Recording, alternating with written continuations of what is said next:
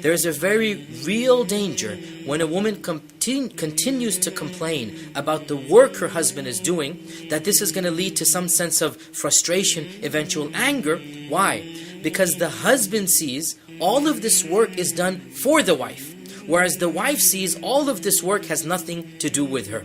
And so there's a huge discord that will take place. The bottom line here, husbands, understand that women have a different perspective on your long, hard hours at work.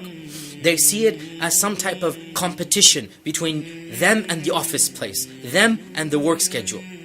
And so you need to understand that while work might indeed be important, family also has a place. Remember what our Prophet ﷺ said, give the rights of every person as they deserve it. Give the rights of your boss and your family, and make sure that the two of them find a compatible middle. Don't sacrifice one for the other. And no doubt there's not going to be a perfect solution. You can't make everybody happy, but do realize that your wife might have a legitimate point that sometimes you do deserve to be home, sometimes you do need to cut back. Wives, our sisters, you need to understand that your husband's work is not a second wife. It's not a competition. There is no competition. He's working hard for you. He's working hard for your children. He's working hard in order to sustain the relationship, because as a man, he's worried about money. And so you need to cut him some slack and realize that that hard work is for you. And each of you needs to realize that that happy middle ground can only be obtained when the both of you communicate your needs and expectations to the other. The third point that I want every single woman to realize.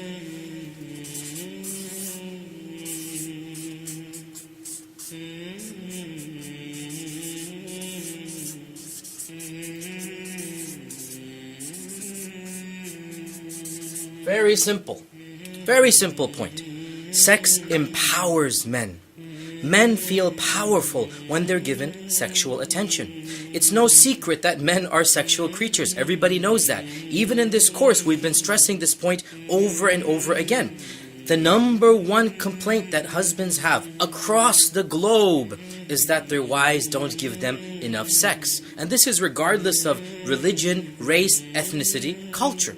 What women fail to realize most of the time is that sex is not just a biological need. Of course, it is a biological need. Women fail to realize that men's need for sex isn't just like need for food or water or sleep. They don't understand that if a husband doesn't get sex, why he gets so cranky. What's the big deal about it? The point is that sex is the key to unlocking a man's emotion. When a man is shown sexual attention, it makes him feel like a man. It makes up for any other faults that a woman might have. And when a woman does not give a man sex, every fault of hers, even imaginary faults, will be discovered by the man. Sex makes a man feel loved and allows him to love back in return. If a man is given his sexual needs, the husband feels as if he's ready to take on the world. To be a man means that the masculinity in a husband is manifested within his married life. Let me put this very bluntly. If his wife showers him with sexual attention and gives him great sex, this makes him feel like a full man. He gets an extra powerful energy boost. And with this energy boost, he feels that he can conquer the world. He feels that the sense of joy and satisfaction is so powerful that he can sweep away many other worries of life, many other distresses, many other work-related, society-related, and so on. Conversely, if a wife rejects her husband, if a wife does not allow a man to be a man with her, well then how is he going to be a man for the rest of the world? A wife's rejection of her husband is one of the most demoralizing factors that a man can possibly face. And it is for this reason that it is absolutely forbidden in our Sharia for a woman to say no to her husband's advances. Saying no is not just a refusal to be a wife, it's a refusal of him to be a man. Saying no is the ultimate height of disrespect, that you're denying him the very essence of his manhood.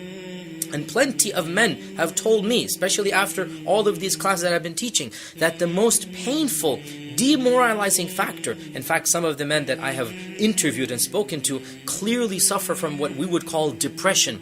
The single most painful, demoralizing